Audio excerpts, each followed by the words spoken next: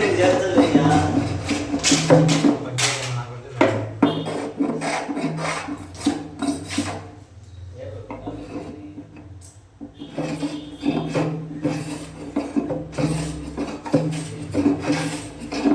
ఆడోళ్ళు కూడా చేస్తారట క్లీన్.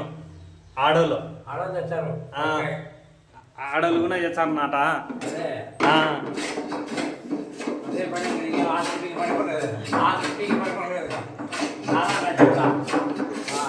ఈరోజు నా చెల్లు పనికి పని నమ్మలే చెప్తా. మంచిది.